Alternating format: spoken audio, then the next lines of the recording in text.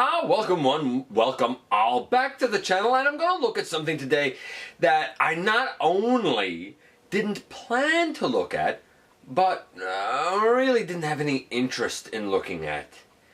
What do I mean? I mean this guy. It is the Transformers Studio Series 18 Bumblebee in his Volkswagen bug form, beetle form, whatever it is. And he's going to be our focus in the latest GotBot True review.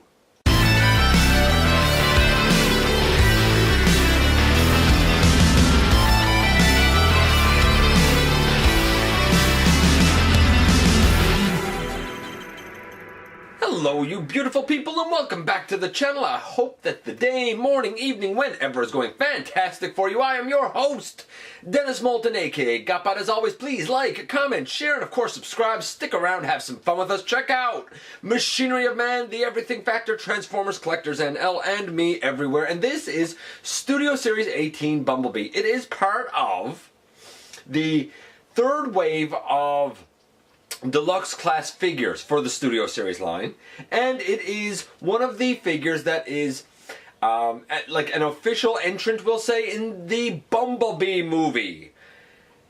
When I looked at Ironhide a little while ago, I said then that I was looking at the last of the Studio Series figures because I wasn't planning to pick up Wave 3. In fact, I did in that video touch on Shadow Raider, the Ratchet repaint, and this guy, and said, hey, if I get an opportunity to look at it, I might, but it's not for me personally. Well, a good friend of the channel, Wayne, did pick this guy up and is kind enough to let me take a look at him. Now, I also said not that long ago that I believe the kind of older versions of Bumblebee, most notably the highly stylized Dark of the Moon Nitro Bumblebee, might in fact be better than these newer figures that tend to be flimsy and sort of fall apart and whatnot.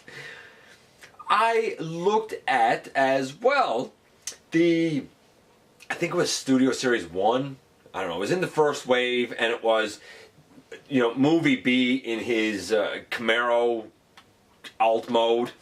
And I said about that guy that there were imperfections with it, but I respected the genius that went into the engineering. It is a great figure for collectors, not for kids. It's not fun, but it is brilliant for what it is, especially considering it is, you know, like a mainline figure. It's not a masterpiece or anything. That's a whole different kettle of fish. So what about this version of Bumblebee? Is it better or worse than that? And now that I've got it in hand, do I like it better? Do I still think that the Nitro Bee is better than this?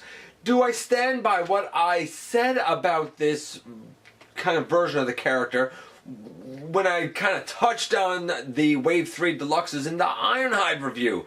There's a whole lot of ifs, ands, buts to kind of consider here. Well, we're going to clear the air with all of it and hopefully get some answers along the way.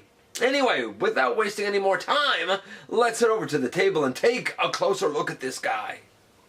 So like I already said, this is absolutely out of left field, and I really did not intend to look at anything from the Bumblebee movie, so to speak. And technically, though this is part of the Studio Series, it's really from that film. And I already looked at the little Legion class Speed Series Energon Igniter Bumblebee, and that was alright for what it was, to be honest with you. This I feel like is one of those cases that's going to be, I don't like you and you don't like me, so let's just get through it. This feels like, to me, it's already going to be an uphill journey. I also recently looked at the Dark of the Moon Nitro Bumblebee, and I like that figure. I really do, and I said there that the modern day versions of Bumblebee feel kind of flimsy and like they want to fall apart and they're over-engineered and blah blah blah. But that Nitro Bumblebee, as imperfect as it is, and as stylized as it is, was at least a fun toy. I also said before, when looking at Ironhide, that I honestly felt like the Bumblebee that we had before in Studio Series 1 was great for display, great if you're a collector, but it's not fun. It's not for kids, and I suspected the same thing would be true here. We're about to find that out. We're going to start off by taking a quick look at the packaging. And here we have the packaging, and it looks pretty good. It is Studio Series 18, Bumblebee down here in his G1 glorious self. Close up on his face over on this side. It looks pretty good. I like it. You know, it still retains the movie aesthetic, but it's alright. This side is really nice artwork. I totally dig this side. And on the back we have the product images as well as the bio, I guess, if you can call it the bio, and of course the Bumblebee movie logo up there. It's packaging, and it does have an insert that looks like this, and I guess it's supposed to be Charlie's Garage, I guess. And you can take Bumblebee, of course, and you can put him in right there. There you go. There you go. Of course, that's not all he comes with. He also comes with these instructions, and they're all right, not great. It's not that the images are bad, it's just some of the movements aren't as intuitive as I would like them to be. We have this, silver bladed accessory thing. It looks cool. It goes attached on his arm, but really by this rectangular peg right here, and we'll see that shortly. And we have his arm blaster thingy. I don't know, it's alright, it looks good, I guess. I like the molding, I like the coloring. It looks good. We'll see how this goes on shortly as well. And we have this battle mask thing that I love the look of. I think it's so cool that it was included. There's a little rectangular tab, little rectangular tab on the back. That's how it kind of attaches for storage. See if I can show this here now without this going totally out of focus on me. There, that rectangular tab right there. That's how it will go stored. It's probably how it connects to his face when you remove his other face. We'll see all of that shortly as well. Okay, and I wanted to make sure to show this up close because I struggled for a few moments trying to figure this out. Right here on this kind of panel under his door wing, we have a clear notch, and it's rectangular, and that rectangular peg that's on his battle mask, as well as a rectangular peg that's on his face that's on him now, can slot in right there for storage in robot mode. So either way, he sort of has a mask or a face hanging off of his door wing. As for the other two accessories, if you're not using them, that being the bladed thing and his arm cannon, or if you have the arm cannon on and you have his arm off, you can store them back right here. This is the back, and if you have everything folded up properly, which is a bit of a chore, there's a clear peg here and a clear peg here on both sides, and these two clear pegs, they will fit kind of into slots on the accessories. I'll show them to you now. I'm showing it this way because putting the accessories on is a little tedious, so I'm not going to actually do it on camera, but I'll show you where everything is when it's stored. Alright, full disclaimer, it took me about 3 minutes to get everything, not so much on, but to get it on so it wouldn't fall off, because none of it stores on him well. I think it's because the pegs have a very slight tolerance issue, and you get that, I find, a lot of the times with clear plastic, and that's how everything attaches here. So we have his battle mask over here. If we change out his face, which we will do, then his face would go over here. It's upside down, and that's the only way I can get it to peg in. Maybe it's supposed to be upside down. Then if we turn him around, on the back, you have his arm blaster thingy facing up, and it's pegged on with a little rectangular slot down there. And really, for the bladed thing, the notch that's up through the center of the blade goes on over another rectangular peg. It is easily the loosest thing on him. It's nice that there is accessory storage and a number of accessories. I just wish that it was a little more secure. The mask isn't too bad. The mask is not too bad. Now then, speaking of said accessories, of course they go on here in this mode. Over on this arm here is the easiest one to do it with. We have two rectangular notches. We have two rectangular pegs on this like bladed thing. We can put that on over, and now he has some armament over there. This arm, we have like a black hinge at his elbow. Or maybe it's gunmetal gray, I'm not really sure. And kind of like with the earlier Bumblebee mold, we can take off his forearm, and we can take his arm blaster, which has a little peg hole in it, and put it on over the peg at the elbow.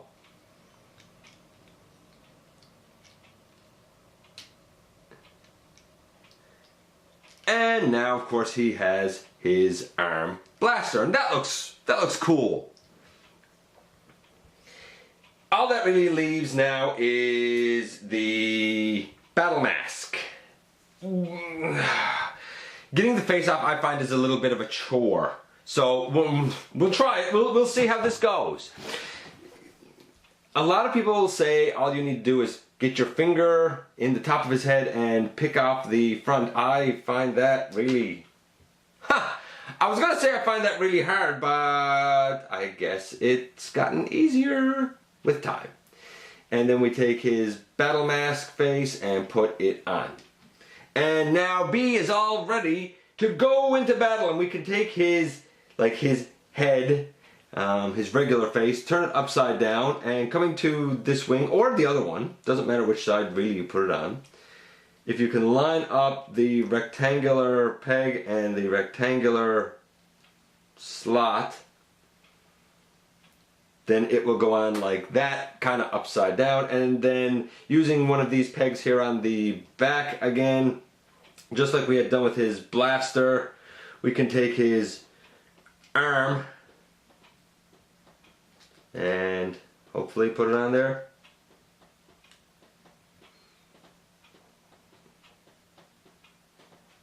Like that, but it's not real secure, and I'm not real happy with it not being secure. Nevertheless, this is how he looks when he's ready to, you know, go into battle, and I think it looks great. I think it looks extremely movie accurate. It's easily a 9. I say a 9 because obviously we are missing some of the paint detailing. It's a figure rather than the movie CGI, but it is really close, and because of that it's getting a 9. Both of these are deluxe class figures. I'm sorry, but no, B doesn't feel like a deluxe class figure to me at all. It really doesn't. Now I get it, it's not based on height, it's not even based on vehicle or robot size, it's based on the weight of the plastic used. So in that regard, yeah, he is the going current weight in grams, mass if you will, of a deluxe class figure. So that's why he's getting it, especially when you throw in his accessories, of which he comes with 3. But when you look at Bot next to Bot, he is small. Keep that in mind. Here he is also next to something more recent, a well-known foe of his from the Last Night film, that being Barricade. And even now, Barricade is larger. But what is of interesting note is that within the studio series, we do have a similarly small deluxe in Stinger.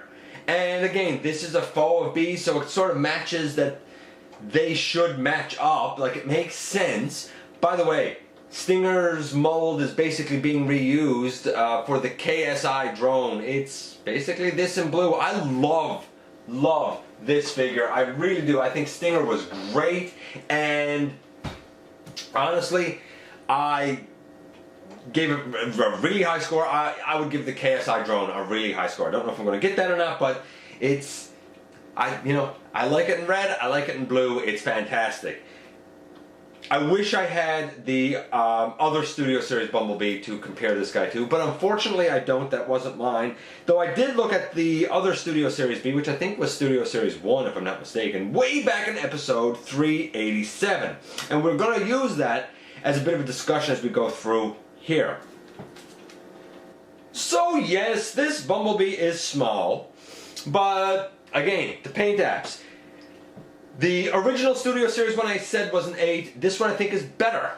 in terms of his look, he's a 9. And when I looked at, or kind of when I discussed this guy when looking at Ironhide in episode 458, I said then that I figured his paint apps would be a 9. And indeed they are. The articulation of the other Studio Series Bumblebee was a 9. I expected 8.5 or 9 for this guy. So what is his articulation like? Well, the head can go like up and down.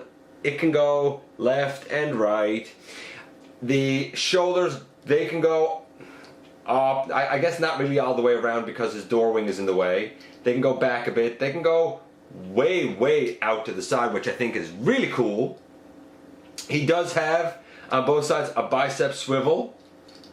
It's a bit tight, but it's there. He has 90 degrees at the elbow, both elbows. Unlike the other Studio Series Bumblebee, his arm doesn't seem like it's going to fall off. The wrists, they can fold in. I don't know if that's any good to you. Whether we have the forearm or the blaster in there, I don't think either of it's going to fall off. It did on the other one.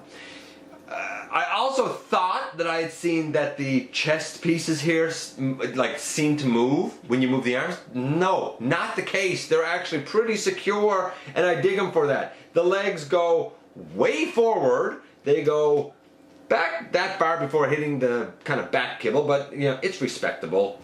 He can do full splits. I think that's really good. Do we have a waist? We have a waist.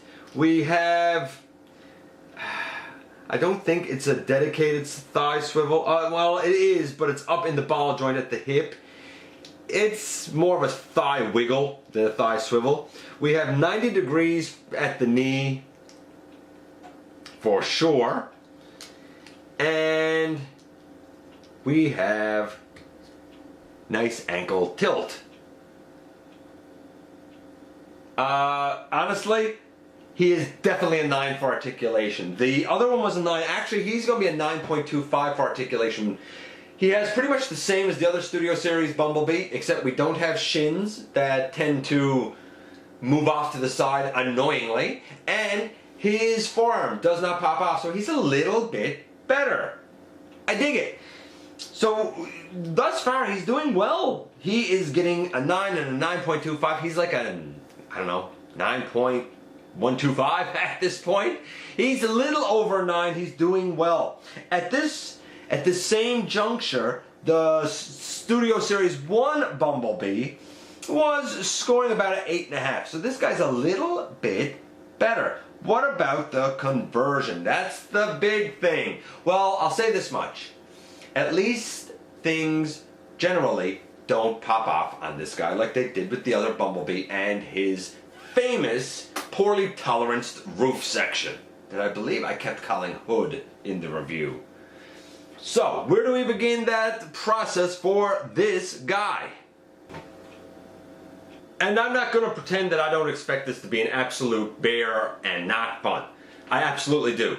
Largely because he is of a smaller stature. He is engineered to be a deluxe class figure. Unfortunately, the pieces are very small and he feels really fragile to me because his size is only a little bigger than a legend scale. And you know what? We've seen this done before. Let's go back to Universe Galvatron. That's an awful figure. Awful. Because it's engineered to be a Voyager class figure that got downsized, and the engineering did not work when it got downsized. I feel like it's the same thing here, and that's what makes me nervous. We'll see how it works out.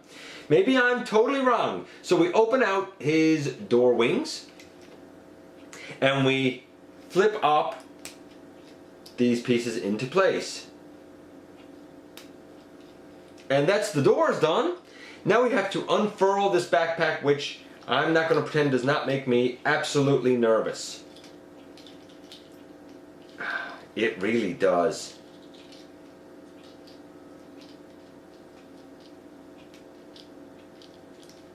Like, it really makes me nervous because this isn't mine, and that really wedges up there.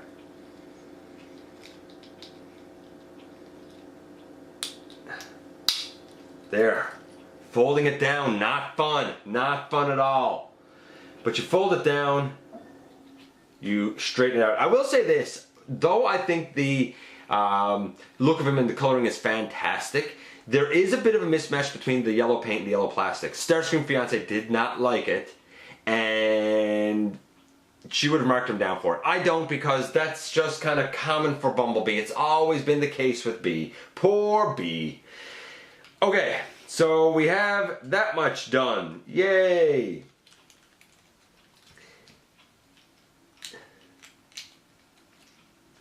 Then we should be able to pick up the sides of his chest, and really what you're doing is you're picking them out and off the side and then straightening them up over his head. And we'll take the whole back section here, and it will come up and down in between these two chest pieces that we just put up, but let's not worry about that for now. We'll put his arms out to the side. Dandy. Now we come down to his waist, and you might as well turn him around, because we're gonna have to do it anyway. The shins, they come off and move up, and the foot, it kind of pushes up over the shin a little bit. Shin comes off, foot pushes up. And the two shins do peg together in here with a couple of rectangular tabs and slots. They should peg together. And stay tight in there. These two trunk pieces should come up over. And the two trunk pieces will go together and slot into the back here. Hopefully. That's what we're aiming for. So put those two pieces together. So far so good. And then we should be able to slot this down. We have a couple of little notches there and a couple of clear plastic pegs here. The problem is, again, tolerances of clear plastic. They do not like to peg into those sections easily. At all. We'll just, I guess, leave it like that for now. Oh, Bumblebee. We'll kind of bring those down on the side for now. Because we do need to get the arms in underneath. And really you would think that this part should be kind of elegant, but it's not, because of how this is sort of bowed in. I don't like that. You bring the shoulders forward, bring the shoulder forward. Then you turn at the shoulder hinge so that we'll say his armpit is facing down. That's the only way that you're going to be able to position the arms so that they can push all the way down. Fold up the fists and push the hands down by his side. This side always likes to go in a little easier than this side, of course.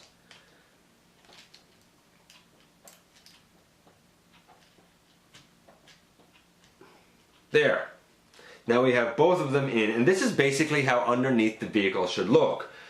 We fold this up on the side, we fold this up on the side. And as bad as this looks right now, it's really only a matter of tabbing everything together, if you can believe it. So, we're going to attempt to do this now. The front should be able to come down in between those two.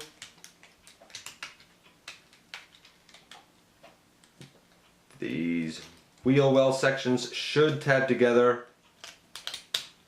Those feet should tab together.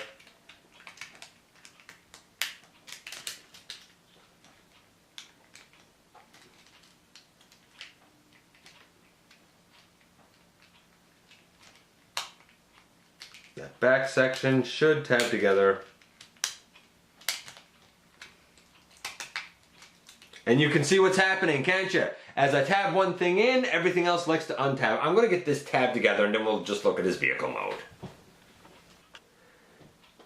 And boom, in the end there you have Bumblebee in his vehicle mode. He's still not tabbed together perfectly because it's extremely tedious to tab them together perfectly. It's not fun. I don't enjoy, when we get to the point of tabbing things in, I don't enjoy it one little bit. It is very similar to the enjoyment level of, say, Berserker or Crowbar, something like that. If you can get everything tabbed in, hey, it looks great, but it feels like any second all the tabs want to give way. And if you're trying to get one in, you're probably going to pop something else out. Even now, I don't have the accessories put on for storage. We're going to try it, but I won't be surprised if things pop off again. In this mode, we should be able to store all of his accessories. The mask will go up underneath, I guess, here, and there's a little notch in the front. And that little rectangular tab should be able to go into that notch in the front, and it doesn't want to because, again, we're dealing with things that are really too small here. So again, I'm going to do it and show you because it's too tedious to do it on camera. And there you go. Now, if you have large fingers and large hands, which I do not, I have no idea how you would get this to work. What about the other two accessories? Well, one of them is his blaster thingy, and we have a rectangular tab right there. This one should be able to go on easy enough, I hope.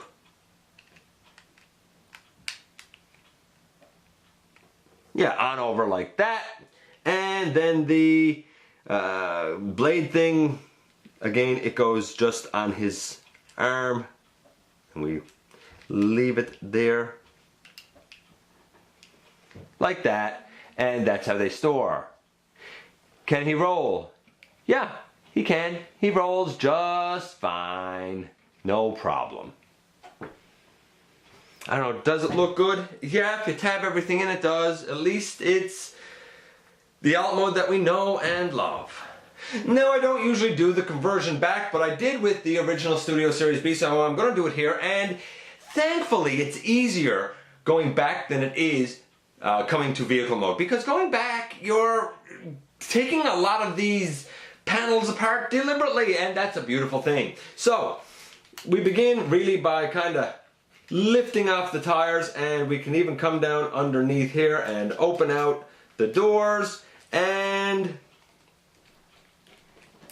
maybe even, if we are lucky, yeah, push out a hand and come over on this side and push out a hand and bring down his arms.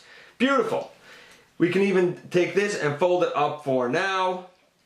We can split the legs and pull the shin and foot down, pull the shin and foot down, rotate the waist, and I'm going to show this. The way that this is supposed to work is, as you bring the shin down, this whole piece right here should notch into a space right there, which that's fine, no problem. And then there's a little yellow tab here that's supposed to go into a slot. It doesn't do it on this copy of the mold. Now, it still holds fine, but I think there's a slight tolerance. I don't think it's widespread. I think it's just this copy of the mold. So, bring that down and bring this in like that. Beautiful, fantastic. That's the lower body done. We can take these arms and fold back these tires. Then we can flip out the arms. So you fold back the tires, flip out the arms. Fantastic. Then we can take the whole kind of side of the vehicle here and bring it down. There's a black piece here. It tabs in on the side. And then we can kind of move the chest piece over a little bit into position. Same here. Bring it down, it tabs in, you'll feel it. Move that chest piece over, bring down the shoulder, bring out the hand, rotate down the shoulder, bring out the hand. Then we need to deal with this backpack, and this was what I was talking about earlier. You fold it and you need to push it up, and you're going to want to leave it here, but no, you need to flex it a little bit higher again.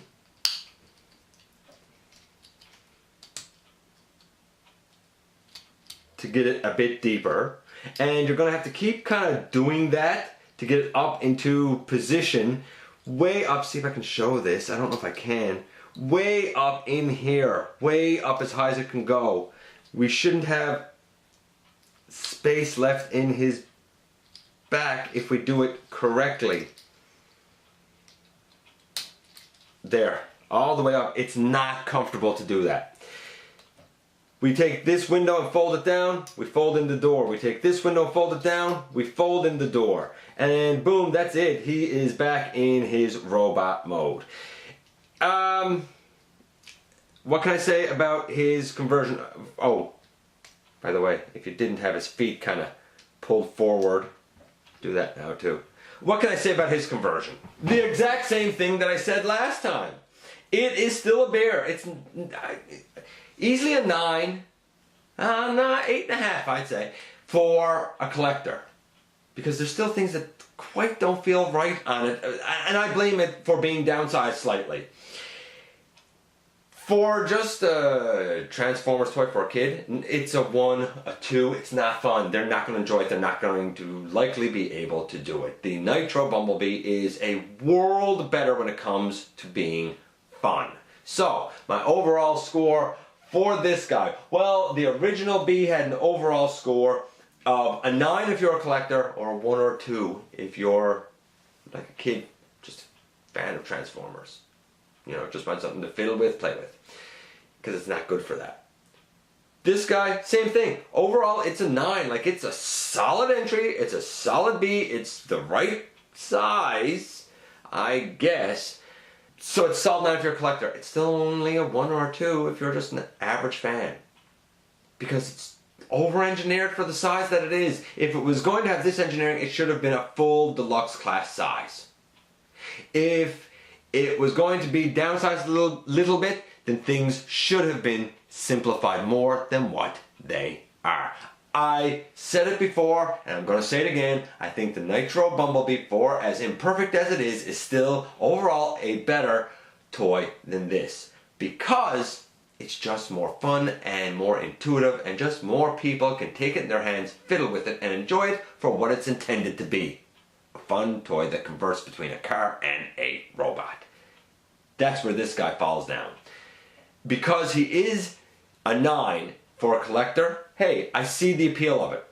But right away, because he has been downsized and they are still asking for a deluxe class price point, even though he has the correct mass in grams of plastic, I have to take him down to a 7.5. So overall score for this Bee in all is 7.5. It's all right. Don't get it for a fun Bumblebee, get it for a great display piece. And here we are once again, and I'm like, man, this guy's a mixed bag. He really is. He has pretty decent articulation in this mode. He rolls fine in vehicle mode, assuming you can get the vehicle mode to actually stay tabbed together. There is quite an egregious backpack, but hey, what Bee doesn't have an egregious backpack? I wish that you could kind of store the bladed weapon thing there and his blaster on the back at the same time sensibly. You can, but it's kind of precarious. Also, his battle mask just kind of attaches down here. Like, there wasn't anything better you could do with that. I don't know, it just seems sort of careless. You could also put his face down there if you put the battle mask on him. I do appreciate the fact, however, that we do have his bladed accessory, that we do have his arm blaster, and that we do have his battle mask. I think that it's cool to have those accessories. Color-wise, it's Bee. It's too bad that there seems to be a couple of shades of yellow, and that was something that was a real sticking point for Starscream Fiance that she did not like about this guy. So the articulation is good. The paint and styling, like, it's Bumblebee, it's yellow and silver and black. Is it completely accurate? It's accurate enough, I guess. It's just too bad that we have a couple of shades of yellow. And then we get to the conversion. It's not fun. It's not fun because it's very tight trying to squeeze everything in properly.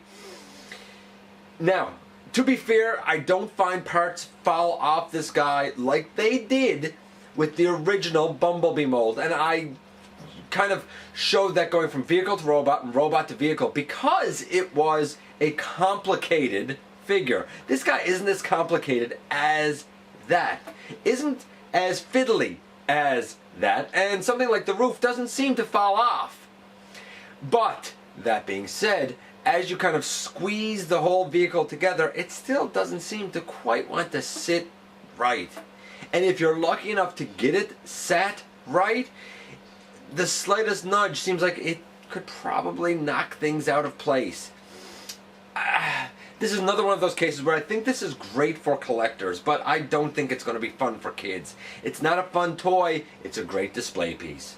Anyway, let me know what you think about this guy. Do you love him or not? Because he seems like he's been really polarizing.